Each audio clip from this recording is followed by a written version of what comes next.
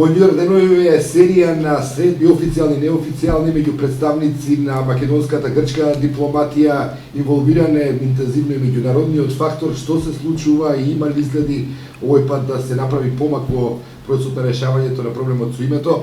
Во студиото на Нова гости се Сашо Димитров, поранешен министар за надворешни работи, Александар Димитров уставно име и актуелен аналитичар во неделникот Фокус, Ивица Боцевски, поранешен вице-премиер и актуелен професор. Димитров, да почнеме од вашата последна анализа во Фокус. Ако добро може да се разбере, вие велите дека малтене решението е на повидок.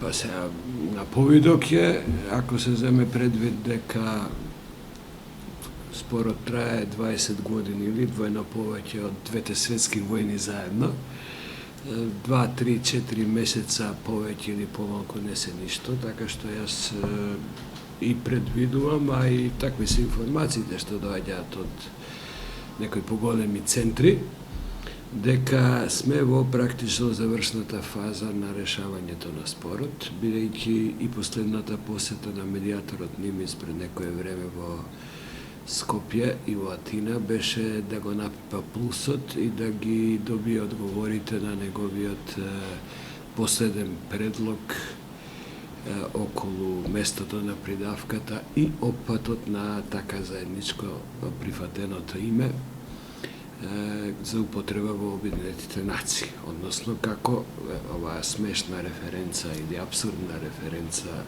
која имаме од приемот во Обединетите нации ќе биде заменета со нешто што ќе го отчепи или ќе го стави ад акта спорот и што е многу поважно или подеднакво важно, ќе ги отвори перспективите на Република Македонија и во НАТО и ќе може да добие позитивен извештај сега во октомври од Европската комисија и евентуално да ги почне преговорите за членство. Боцевски, вие сте многу помалку оптимист во однос на Димитров, се повикувате на грчките ставови, па и на македонските ставови, изјавите и на Нимиц. Изјавите на министерот Поповски дека меѓу двете страни постои разлика, постојат планини како разлика, дека Грција не сака да има решение и вие повикувајќи се на тоа сметате дека тој процес практично влегува во една абсурдна фаза која нема излез. Па влезене тој во абсурдна фаза веќе подолго време. Односно, да бидеме попрецизни, абсурдната фаза е од 2 април 2008 година, односно од ветото во Букурешт.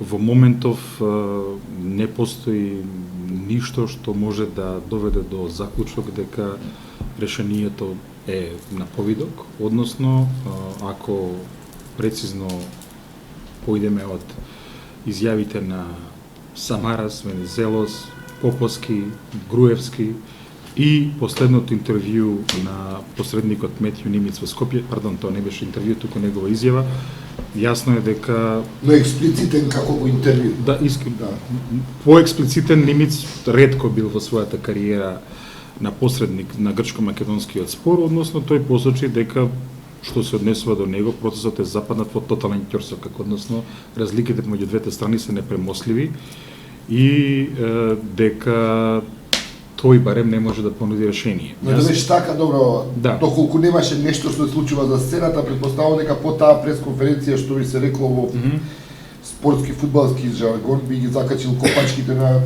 клинеци, би напуштил теренот, ако нема ништо. Тој напротив најави ова што сега се случува во Њујорк, така што читаме.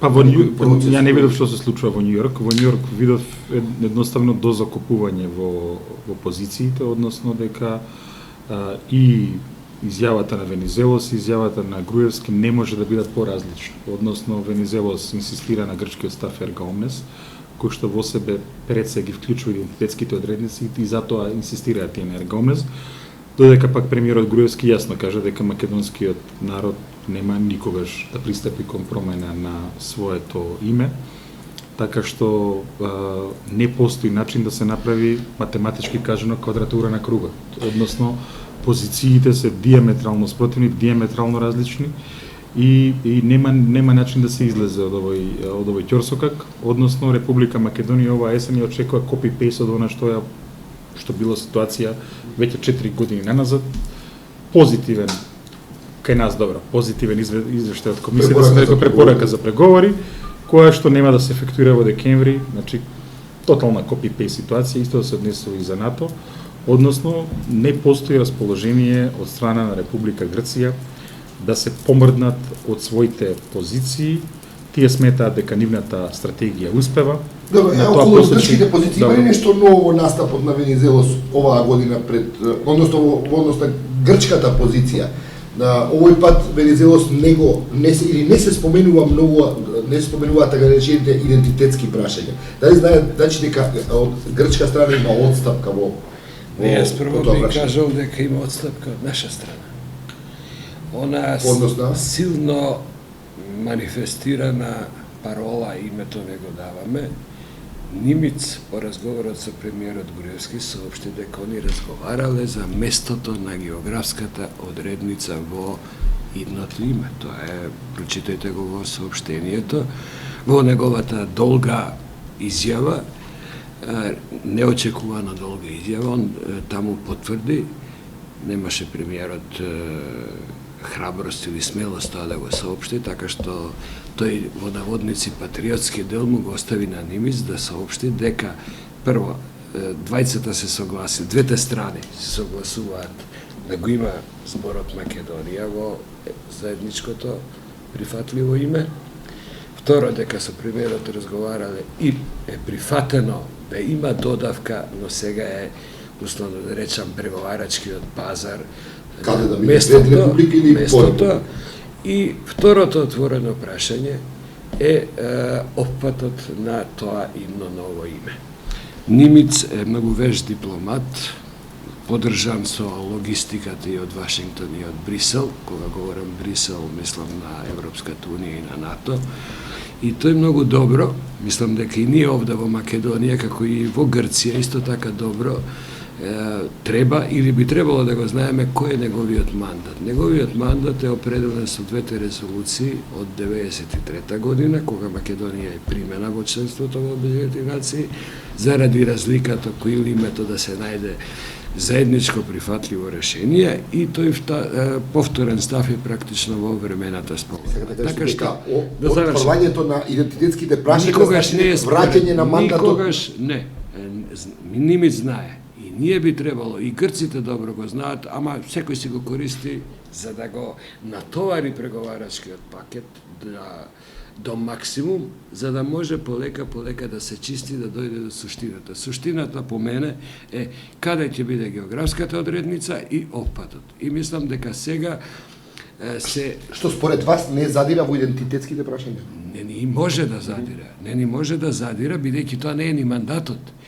Тоа го товареа тој идентитетски пакет и македонската и грчката страна, секоја користејќи го или за да добие... Дали според вас сега Грција отстапува од инсистирањето на тие прашања, бидејќи на тие прашања се инсистираше во минатото? Само во споредба со говорот на министерот за надворешни работи на Грција минатата година на Генералното собрание. Прво, јас не можам да најдам никаква врска, или грешам, дека барањето грчко, а јас предпоставувам, може би и сум убеден дека е тоа делот од пазарот и на крај они ќе се повлечат или ќе отстапат малку, доколку Македонија отстапи од инсистирањето каде да биде новата придавка географската одредница, дека не можам да најдам никаква врска со барањето ерго омнес со идентитетскиот пакет. Ивица Буцевски, ерго омнес кај нас е сватено, така и во Грција се форсира,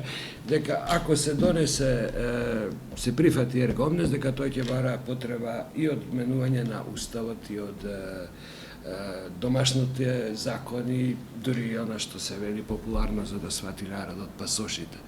Меѓутоа тоа пак нема врска едно со идентитетот. Буцевски, има ли отстапување во оваа смисла што дека Димитров, односно дека македонската страна согласува со географска одредница, дека не се разговара за идентитетските прашања? Не, ја затоа ги стигнав очилата, веројатно поинаку се чита со моите очила изјавата на Нимиц. Диоптерот треба да се го веројатно е тоа. Меѓутоа, суштината на грчкото спорење е спорењето на идентитетот и ништо друго.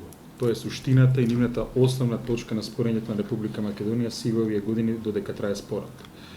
И Грција од тоа не отстапува, не само тоа, туку еве, вие како медии ми ја преобјавивте таа нивна позиција која што се виси на нивната веб страница веќе подолго време, каде што тие ги изработуваат своите национални ставови визави Република Македонија, каде што меѓу другото има чудовишни ставови кои што моја оценка е во едно поинакво време, кога Европската унија беше многу поотворена и кога не се однесуваше на нејзини земји членки, таквите ставови ги нарекуваше шовинистички и фашизоидни, да се тврди дека некоја си нација која се самоопределила е вештачка и така натаму е вон секоја здрава памет. Дали забележавте такви елементи во овие настапи кои се случуваат во контекст на овие случувања? Значи Грција кога спомнува ерга омнест, во тоа се подразбира сето тоа што е врзано со промена на идентитетскиот имплицитно. И не само тоа, постојат определени кругови и во Вашингтон и во Брисел.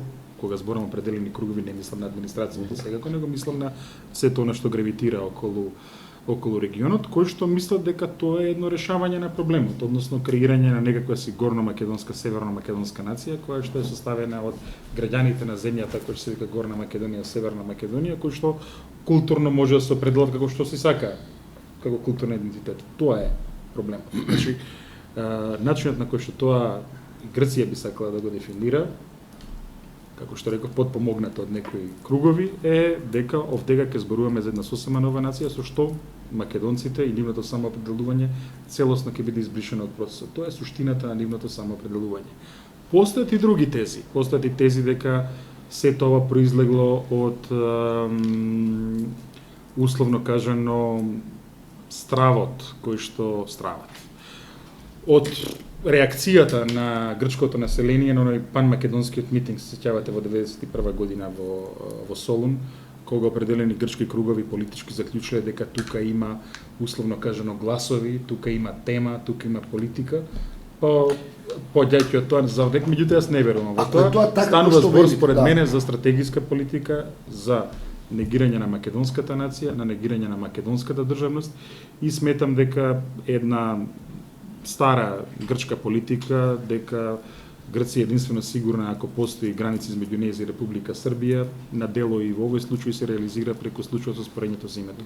Нив им смета фактот што на нивниот север има македонска нација и има македонска држава. Ако тоа така, што прават начела делегација во Њујорк? Како што воопшто што прават со Обединените нации, што прави? Република Македонија за разлика. Ако е ова вака, тогаш јас не гледам никаква смисла да Република Македонија веќе 20 да продолжи. И јас не гледам веќе смисла и тоа јас не го кажав. Меѓутоа Република Македонија е одговорна држава со приемот во Обединетите нации со резолуциите превземала обврска, меѓу другото разговара за оваа тема и разговара со добра волја, но кога од другата страна имате едно вакво чудовиште како што го има веќе 20 години и после една ваква ситуација кога 5 години имате вето, кога имате пресуда на Меѓународен суд на правда што се игнорира, кога имате продолжување на настапите од овие позиции, нивно заострување, веќе добра волја за што? Добра волја за разговори кои што ќе доведат до взаимно одминување на спорот во интерес на двете страни и решение што е било прифатливо од граѓаните на двете држави. На тоа мислам. Грција нема намера да влезе во едни такви разговори. Дали тоа значи прифатливо решение од две народите или граѓаните на двете држави двоен референдум? Молам? Дали тоа значи двоен референдум и во Македонија и во Грција? Мене сосема не ме интересира што Грција ќе стори. Тоа го имаше во говорот во Обединетите нации премиерот дека решение кое ќе биде два нови израза се употребени тука, бидејќи флоскулата беше заедно прифатливо решение, два нови израза одржливо и балансирано, тоа досега не се употребувало ниту од едната, ниту од другата страна, особено не од македонската.